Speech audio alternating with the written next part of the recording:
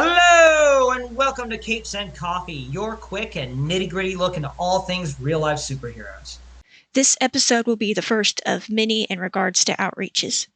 We want to focus on outreach since it is one of the two biggest forms of RLSH work, the other being investigative crime prevention, which we'll be sure to dive into soon enough. But for now, outreach.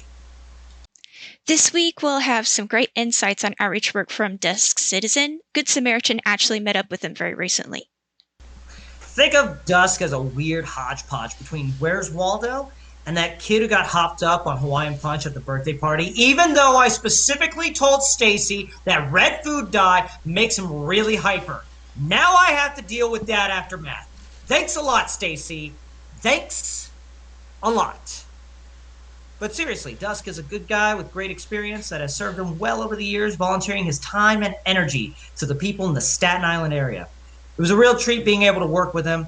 And if you ever need any solid advice about how to do proper outreach work when it comes to the unhoused, you really can't do any better than Dusk Citizen. Speaking of Dusk, here is their video where they gave some really great tips. Hello, this is Dusk Citizen, real-life superhero of New York City. I'm actually here in Florida, in St. Pete's, helping out with the unhoused individuals, and I'm here to give you a couple of pointers on how to properly do your own handout. First couple of ground rules: you obviously don't want to take any photos or video of any unhoused individuals without their explicit consent. Otherwise, for the most part, you can get anything you need for a handout at your local Sam's Club, at your Costco, dollar store, Trader Joe's even. And most things that go into these care packages, you get reusable water bottles, some toiletries like toothpaste, some combs, wet wipes, napkins, chewy foods like granola bars, as well as other things like Mylar reusable blankets, ponchos, and other weather-appropriate things depending on where you are. Happy to help, and I hope that you, in your future costumed activism adventures, can also help your local unhoused individuals. Thank you. Thank you, Dusk. That was super informative and really helpful. Especially considering how it doesn't take much to make a good outreach work. Exactly. Let's talk about the three basic things Dusk said that we should all remember. The first is no photos or videos of unhoused individuals without their express consent. The second is that supplies for care packages can be found in many different stores in your area. And the third, think about what supplies you're going to be bringing and putting into your care packages. Those really should depend on the needs of the people you're helping. First, no consent, no picture. This is something that I think a lot of RLSHs, especially in the beginning, I know when I started, I had this struggle of not realizing that these are, it sounds terrible to say, but not realizing that these are other human beings that we're dealing with. And that we're coming into, whereas it seems like, oh, it's just the street to us. Well, this is their backyard. This is their front yard. This is their kitchen. You know, this is their dining room. We're walking into their space. And coming in with a camera, whether it's a video camera, camera on our phone, doesn't matter. It feels very dehumanizing for them to have people shoving cameras in their faces. It's a very disrespectful thing to do, and it's very tacky. The only time we ever want to have a camera out is if we ask them and they say, sure. Or if they ask specifically, because a lot of these folks have their own phones, maybe they want a picture. And in which case, we'll take a picture with them for their phone. We'll take a picture with them for our phone. Again, we ask, hey, is it okay if you want a picture with us on your, can we also get a picture with you and post it on our Instagram? And they'll say, normally they'll say, yeah, sure, absolutely. But it's very important that we recognize the autonomy that these individual people have. And to just go in willy-nilly with a camera out, not taking into consideration what they want, we're taking their autonomy away from them. Right. You have to remember that these are people just like anybody else. Like, would you go up to somebody on the sidewalk and start taking pictures of them? That's really freaking rude. And Also, another thing that many people might not know is that one of the most common reasons for someone to become unhoused is that they were in an abusive situation and they were forced out of their home, or their parents kicked them out, or any other number of situations. And photos of them or videos of them out on the internet could put them in direct danger. So you really want to be considerate of that because you have no idea why somebody is where they are. Absolutely. The second thing is, where can you get your care package supplies? I really liked that Dusk mentioned everything from Walmart, Costco, Sam's Club to Dollar Tree. I don't think a lot of RLSHs starting out understand how really easy it is to get started making your care packages.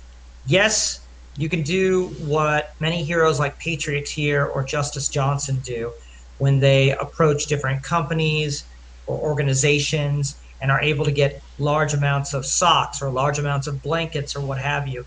And that can come off as a bit daunting at first. I know it can be for someone like me, even now, but it's so simple it's so easy to go to a Walmart and just stock up on things like toothbrushes and toothpaste and deodorant and things of that nature. You'd be very surprised how much you can get at a Dollar Tree. Right. One thing that I like to tell people sometimes is budget for this. Like a good rule of thumb for me personally is 10% of my income. I set that aside for this. I have that in the bank. And whenever I go to Walmart, like for groceries or shopping for my own personal needs, I look in the clearance section. Oftentimes, there's a lot of things that go in there that might be useful. Another thing that I like to do is check out Dollar Tree, where everything's like $1. Also, be sure to look and see if there are other discount stores in your area. Just take your time, take a day off to check out all the different discount shops, thrift stores, etc. You never know what you might find. What I really like about Dollar Tree and Dollar General and those specific kind of stores is that normally the products that they sell are smaller. And the thing about those smaller products is that you can get so many of them and they fit with so many other little, they make great care package items because of their size. You can get a lot in a Ziploc bag about this big, yay big, with little deodorants that are this big, or little toothbrushes and toothpastes. And it's Dollar Tree and Dollar General and places like that are a real godsend when doing outreach work. Also, a Costco membership that can really help. And sometimes they'll even deliver your order right to your house. So many easy ways to give. And finally, what specifically is needed for your care packages? I feel like this is something that many people don't necessarily take into consideration, but depending on what city you're in, what state you're in, what season you're in, is it summer? Is it winter? Is it spring? Is it fall? These are the kind of factors you need to take into consideration. Also, one thing that a mentor of mine once told me years ago when I was doing outreach work on Skid Row in Los Angeles, I had a mentor who used to be on the streets himself on Skid Row. He and his wife managed to get out of it, get on their feet, but they kept going back to Skid Row to give to others, to help others. And he had mentioned to me, I brought care packages with almonds, little prepackaged almonds from Trader Joe's. He said, it's very kind, it's very great of you, but what you don't know is that there are a lot of people who, whether it's because of maybe they're on meth or some kind of drug that has an effect on their dental health, or maybe simply because they don't have proper they don't have proper dental health routines. They're losing their teeth. They're not able to chew on hard nuts because they just pretty much have gums. So you should get them more chewy snacks like a fruit roll-up. And that blew my mind because I never thought of that. I never took that into consideration. And now I try to really think about, okay, well, what is this person dealing with on a daily basis? What's this person struggling with on a daily basis? What does this person need on a daily basis that maybe I just take advantage of? Socks are a big deal. Um, Right. Socks definitely are a number one thing. I know that Master Legend has done a ton of outreaches toward the unhoused populations in his area when he was back in Orlando. I actually read this in a book where he talked about it recently. Peter, The Rise of Superheroes and the Fall of Everything Else. That's actually in there. it's literally in my room right over there, and I've read the intro, and then that's it because I'm not much of a reader. Thanks, ADD.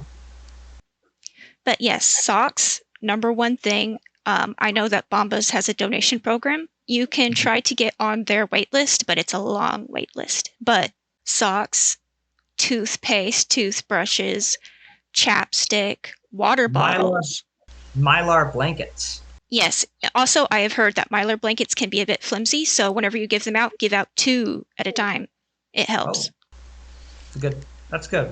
We'll start doing that. BCG will start doing that. I don't think we give out 2 at a time, but I'll talk to Impact about that. See, I'm learning. I'm learning now. Just there's always something to learn about how you can help your fellow man, about how you can help your neighbors in your community. You'll never stop learning. If you think you figured it all out, you haven't, trust me. There's always something new to pick up. There's always an interesting tidbit or trick or way of applying your ingenuity to make sure that you're absolutely doing your best for those in need. Right. Another big thing that really helps is to do some outreach as gray man. Like just as a regular person, you go out and you might see somebody who needs help. You hand them what you might have on hand. You talk to them, sit down with them, treat them like another human being because that's literally what they are. But you can learn a lot of really good, useful things. Like you can learn about crime in your area. That often ties into it a lot. The unhoused population can be your number one informant. That's another reason why it is so important, even if all you want to do is crime prevention. Absolutely. It's interesting how these different, outreach and crime prevention, many times they do intertwine and go hand in hand. And I think a lot of RLSHs who would rather do crime prevention don't see the benefit of doing both. I feel that going into gray man is a better and more efficient and quicker way of finding out the needs of the unhoused in your area than, say, going out in a bright colored costume and expecting to get answers. You're not going to. We in the Bay Coast Guardians have developed trust with the community over the past years since 2017 now. So they know us. They know that we're going to come out and give them supplies, give them things that they need, and so they're open to us. They'll tell us about what they want, what they need. But that was something that took a while. When we first started going out, they didn't know who we were. They looked crazy to them. But if you really want to hit the ground running, as far as getting that information, finding out what those needs are, you will get it quicker starting out with Gray Man. Again, nothing wrong with wearing bright, colorful costumes. I think that's great. I think it's fun. But again, beyond having fun and looking good, you should be focused on what can I do to help? What's the quickest way? What's the most efficient way that I can get my questions answered about what needs these folks have? And that's something that you're going to want to have that mentality in everything you do as an RLSH. This is fun. This is great. That's a big reason why a lot of us do it. But we have to also understand that there's that balance of let's have fun, but primarily let's help people.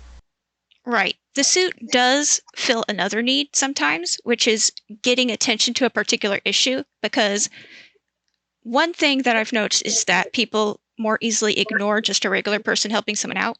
But if somebody wearing something a bit outlandish does it, they're like, huh, so that is a problem.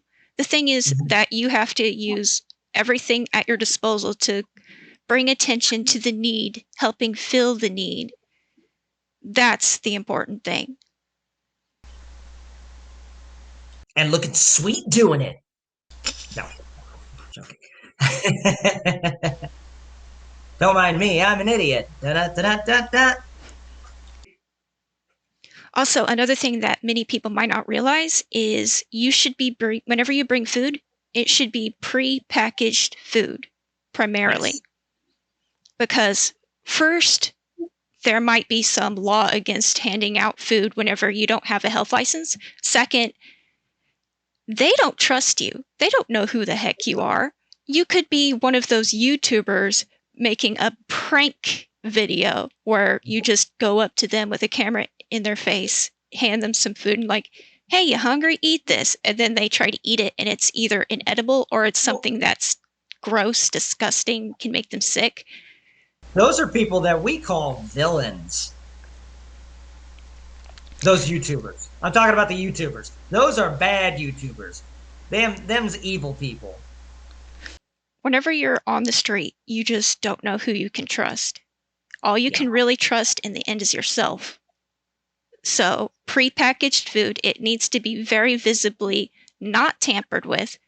That just makes it go so much smoother for everybody. Exactly. I think that's the biggest thing, is in everything that you do when dealing with those who are unhoused, you have to first and foremost gain their trust. And sometimes dressing up like this ain't it, Chief. Sometimes dressing up like this is it. Other times, what you give them is something that they can look at it and go, okay, I don't think I can trust this person. Or they look at it and they go, okay, clearly this person has been asking questions and paying attention to what our needs have been in this community. So I'm going to trust them. And that's the thing. If you can build that trust, it's going to go a long way, because this isn't just a done in one scenario. Outreach work is never ending. It's continuous. We've been doing outreach work here in the St. Pete area for about 4 or 5 years now, and it's not stopping. There are still those who need the help, and they will always need the help. So if you're going to be doing it for as long as we are, which is as long as we've got air in the tanks, then you got to build that trust. You got to build that relationship. You got to build that community. Right. So if there's ever been a point in time where you gave somebody like a sandwich you made and they threw it out, it wasn't personal. No.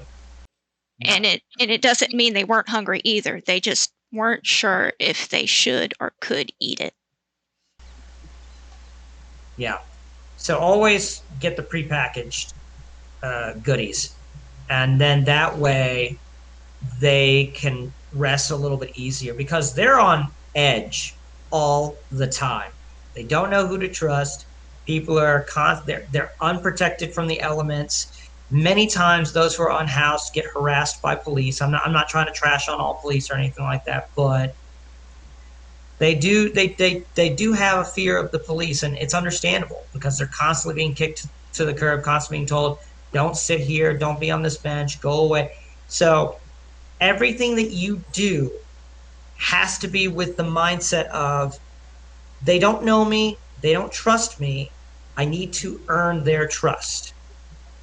So everything that you give them, everything you say to them, everything that you present them with has to be done with extreme care and extreme thought.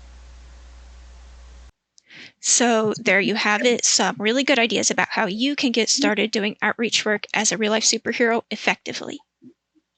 And we'll be sure to go into more detail on this subject in future episodes. In fact, we have an entire episode centered around our good friend Crimson Fist, focusing on the various tips and tricks they've learned over the years from their outreaches as their persona. That's coming next week, so definitely be sure to check it out. But that'll do it for now today at Capes and Coffee. Let us know what piece of advice stood out to you the most, or send us any questions you'd like answered into the comments below. If you haven't already, please like this video, subscribe to the channel for all content related to RLSH Talk, share with your friends, and ring the bell to be notified whenever we upload any new content. And until next time, stay super. Nailed it!